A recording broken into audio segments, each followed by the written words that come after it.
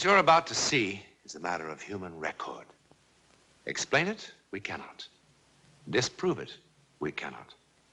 We simply invite you to explore with us the amazing world of the unknown, to take that one step beyond.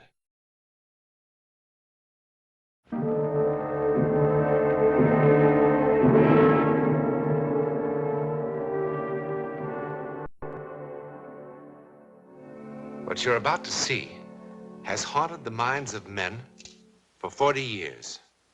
A miracle or a soldier's fable? You decide. At 22:30 hours on the night of November the 14th, 1915, something happened in the war-darkened skies over Europe. It was seen by a British mortar unit here in Flanders. It was reported by a Russian sentry on the East Prussian front. It interrupted the maneuvers of an Italian infantry company here. It was observed by an Allied reconnaissance plane over the English Channel. Thousands of soldiers from all the nations of Europe ultimately were involved. But in the beginning, there were only 4.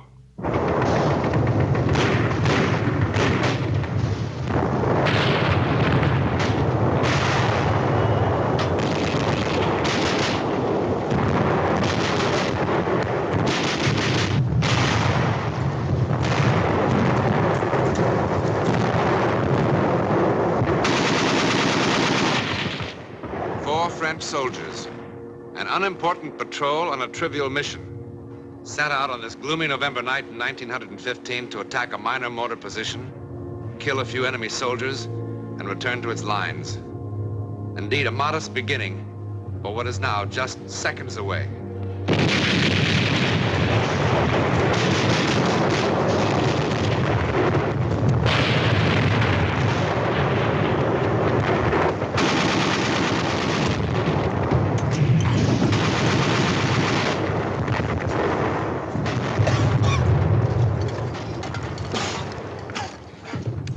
Think of all the pleasant things a man of my sensitivity could be doing tonight.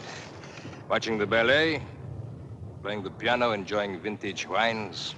A night like this is good for only 2 things: picking pockets or making love. And on your feet.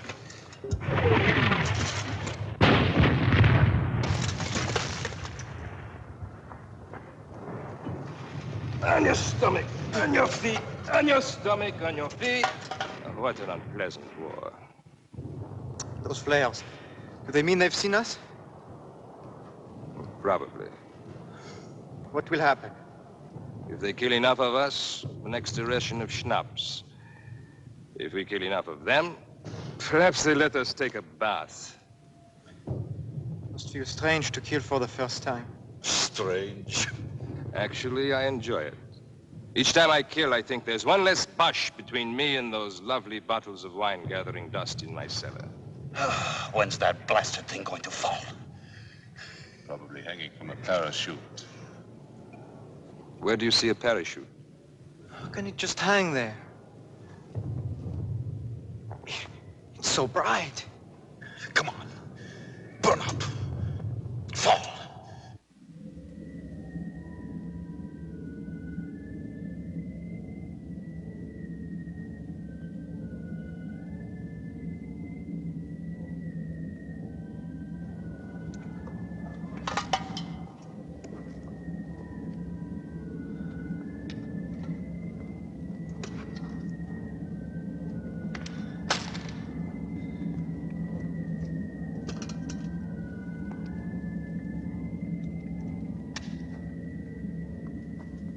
Get down, you fool.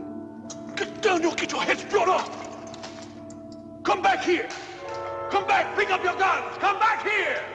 What are you running from? It is only a dirty bush. Think it is just a flare.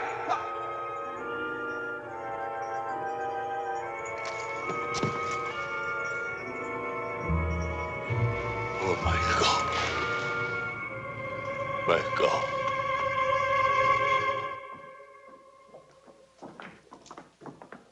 On your feet. On your feet, you pup. At ease, as you were. No need for formality. I am Captain Tremaine of the Adjutant General's office. I've been appointed to defend you at your court-martial tomorrow. Tomorrow? What's the big hurry? It's the cooks they should court-martial. They're poisoning the whole army. I don't know why they chose me. My practice was civil law. What do I know about a mess like this? It's reassuring to know that our defense is in such good hands. Well, there's not much of a defense, soldier. Obvious what happened. The charges say it all. Cowardice in the face of the enemy. Cowardice! It wasn't that at all. Quiet. Show respect. But I wasn't afraid. I mean, I was at first, but it wasn't that. Do you know who the prosecutor is? Major Lamar of the High Command, that's all. I've just been a captain for the last 2.5 weeks. I don't suppose the captain would be demoted if he should lose his case. Oh, don't worry about that. He'll lose all right. It's bang, bang, bang for us. Well, how can I win? It's all here in black and white. At a time when the Boche are defeating us everywhere, Lamar will eat me up alive. Well, I'll do the best I can. But you'll have to be absolutely honest with me. No need to hold back anything.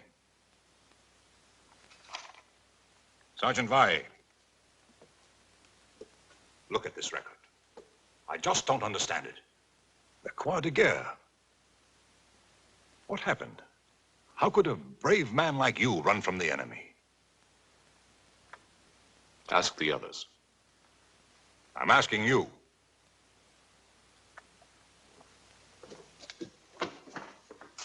Look, they're going to make an example of you men. That's why they're doing it so fast. Don't you understand that? Sir, ask the others. I really don't want to ask any of you. I don't like to defend cowards.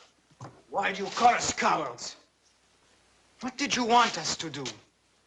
At first, I was blinded by the light. I couldn't see anything. And then I wasn't in the shell hole anymore. I wasn't. I was home. Home? Yes. I was home. No, it wasn't my imagination. I was really there. It was morning. I was in the kitchen. Mama was pouring milk for breakfast. And Papa was putting on his working shoes and talking about the day's work. My little sister was there.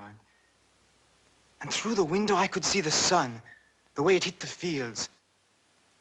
A flock of birds. I was home. And I was happy. And then I felt the rifle in my hand, and I thought, what am I doing with this? So I threw it away. I was home. In the middle of the battle, a light blinds him, and then he's at home. Has a doctor examined this boy lately? Look, why don't you let us alone? Did we ask for you? No, and I didn't ask for you. All right, then, goodbye. There is no way to speak to an officer. Get him out of here! Olan, shut up or I'll bat your head in. Do you want to know where I was? Well, listen to this, Captain Fancy Pants. Let me tell you where I was. I was on the deck of the Montez, a rusty little freighter carrying pig iron from South America to Marseille. Flopped on the forward deck, just taking it easy. I never felt like that in my whole life. I was free. I could breathe. There was nobody in the world that I wanted to punch in the mouth. I wanted to stay like that for 100 years. A part of everything. Everything. Tell me I wasn't on that boat, and I'll make you eat all those pencils.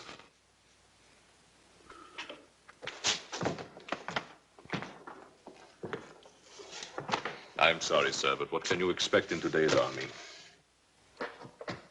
When that flare burst, I really didn't see a thing. Well, that's better. Then why did you run? Somehow the air had changed. It had become soft and warm like a summer's night. In November? Oh, logic told me it was freezing cold. And yet I felt a warm breeze on my face, and my feet were no longer cold. And the air was suddenly filled with all sorts of remarkable scents. Tangerines, night flowers, dust, the way it settles after it's been watered down. And I think even incense. The kind my aunt used to burn under her favorite saints in church. Feast of odors after the stink of war. I felt an exaltation, a love of life. And the gun in my hand suddenly, well, it suddenly felt obscene.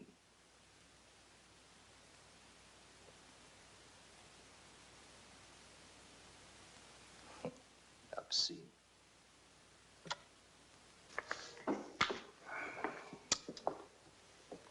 Sergeant, sometimes on a patrol, it's no secret, the men take along a little brandy in their canteens to keep warm. Ha! Now we were all drunk. You're all talking like drunks. Nobody had a drop. What did you see, Sergeant? I'm going to look like the world's biggest fool. I was in the kitchen. Mama was pouring milk. I was on a freighter, carrying pig iron. Like incense my aunt used to burn under her favorite saint. They'll laugh me right out of the courtroom.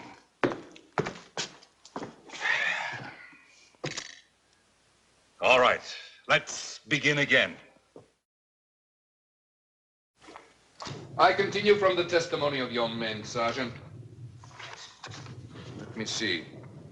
Ah, yes. It wasn't what I saw or smelled, but what I heard. The light could have come from many things, but not the singing. I don't know what they were singing, but it sounded holy, and it was beautiful. I started walking to where I could hear the voices better. Now, all this would be hilarious as a music hall sketch. But within the sound of enemy guns, I find the humor rather hollow. And I am more than a little surprised that the defense counsel would insult the intelligence of this court by introducing such trash as evidence. It's what the men told me. And what does the sergeant say? What did the sergeant see, hear, or smell? I heard the Bosch cannon and machine gun. I smelled, well, there was a dead body in the shell hole. I saw a flare that lasted a long time.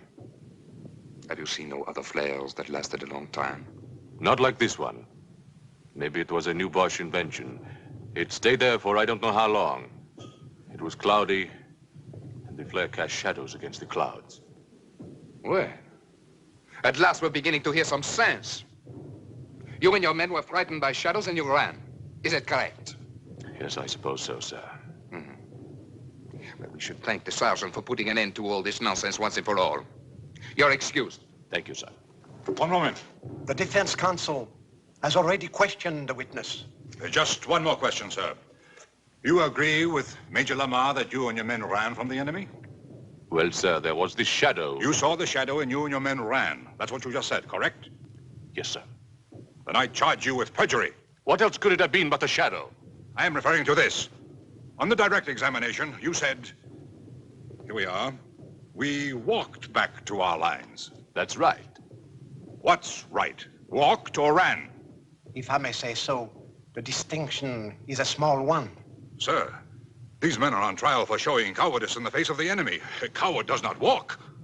Walking made them heroes? Would you have the courage to walk across a battlefield? I beg your pardon, sir. I know that I would not have such courage.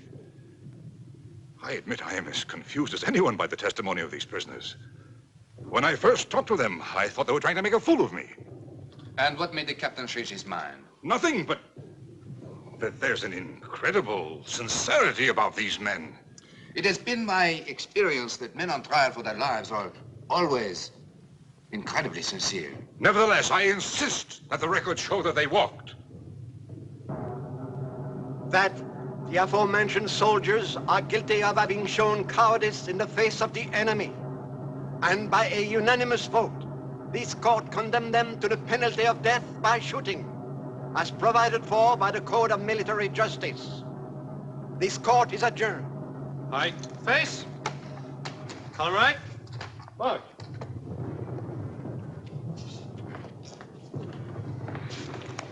Cheer up, Captain. We did a good job. Better than they deserved. Are you sure that's all it was, sir? All what was?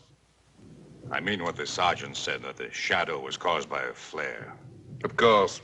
The rest is rubbish. Be sensible. What else could it have been?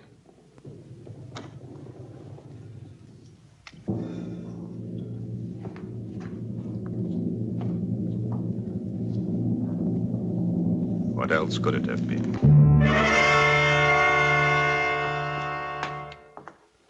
Good morning. Is it? It's difficult for us to tell down here. I'm going to see the commanding general and try to get a stay of execution. You don't sound hopeful. I'll do my best. I think you will. And that's most curious. Why? I'm a lawyer, that's why. When you first came down here, you wanted to spit in our eye. But in the courtroom, and now. Don't tell me you actually believe our outrageous stories. I don't know what I believe. Anyhow, while I'm in town, I could mail your letters if you wish. When do they get rid of us? It's scheduled for 1400 hours. No letters, Sergeant? After 18 years in the Army, I've nobody to write to, sir. Sergeant, is that all it was, just a shadow? If I told them I saw Noah's Ark passing by, would that have saved us? No, I suppose not. Oh, Captain, you could do me a favor. When you go into town, you could get me a bottle of good cognac. Something really first-rate, I mean. I would like to have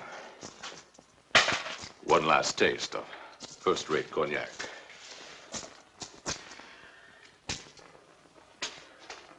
Of course. It wasn't the shadow.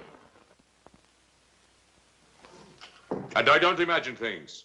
I'm as hard-headed as an ox. What I saw, I saw. When I looked up, the flare was still burning bright. And there, as big as the sky itself, was the face of the first man I ever killed. He was an Algerian, maybe even younger than me.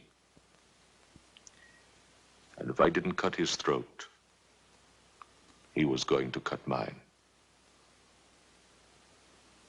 Then he was dead. His eyes were staring up at me. That's what I saw. That Algerian kid. And you know how he looked? As if he was saying, "It's all right, my friend. It wasn't your fault." That didn't make me feel any better about it. For there I was again with a gun in my hand and a belt of grenades around my neck. And if it wasn't my fault that Algerian kid was dead, well, then whose fault was it? You think I would say something like that in court and let them laugh at me, too?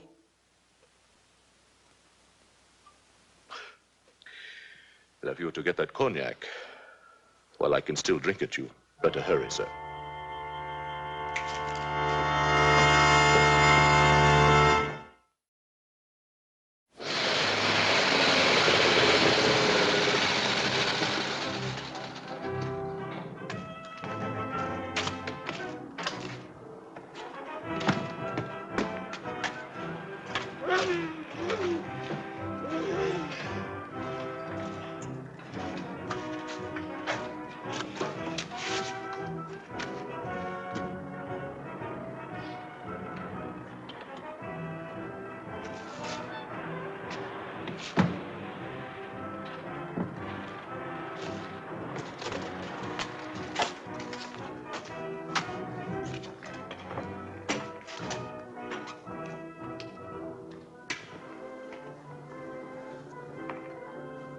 Could the captain spare a cigarette? Take them all. Thank you, sir. Oh, thank you. My grandfather will be so happy. You see, we are all that's left of a family of 7. I'd like to return the captain's kindness. That's all right. Would the captain like a sack of white flour? At a reasonable price. No thanks. Or fresh butter or eggs? I have a fine Polish ham. Does the captain need any potatoes? A gold watch, in perfect condition. Solid gold. Bite it. Not after 2. It can't be that late. 10 after 1. My grandfather thanks you for the cigarettes. Can you get me some cognac? But of course. It's got to be first class. First class cognac is expensive. Doesn't matter. I'm not bringing them anything else. Pardon? I've got to have it right away. Have to be back at the prison before 2 o'clock. Our house is at the edge of town. Get in. I'll direct you.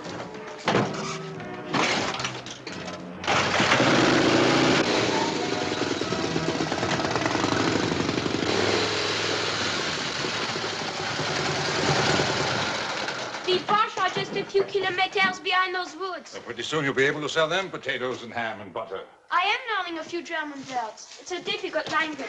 I'm sure. The cognac is in the cellar. I'll get it.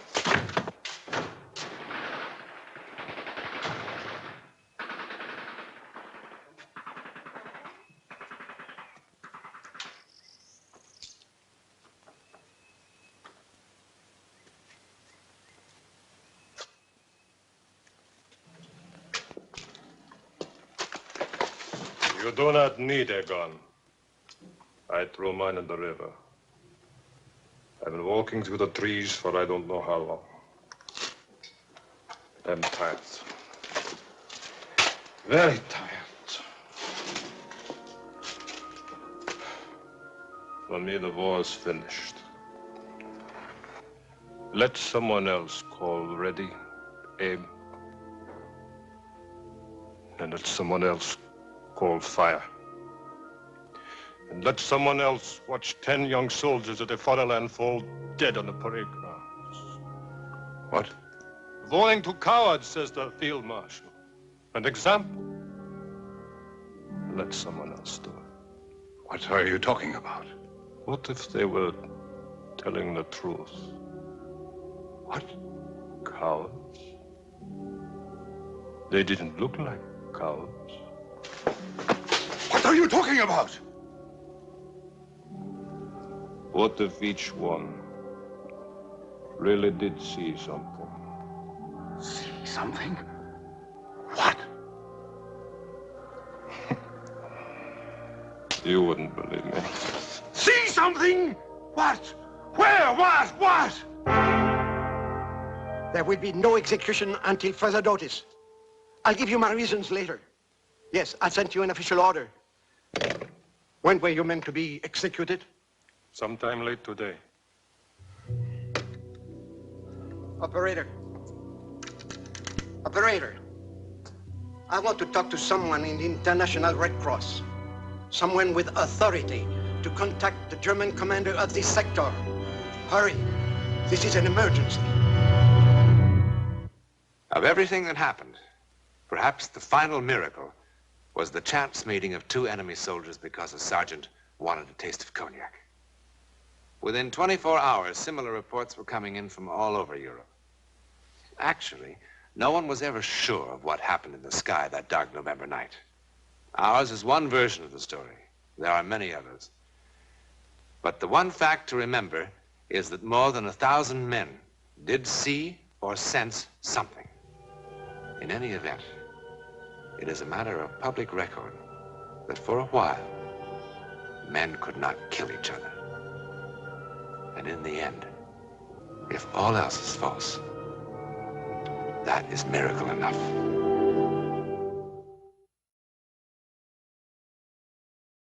Next week, one of the most stunning psychic events on record. It began with a garish succession of surprises that shocked all England. It ended with an important change in the very laws by which we live.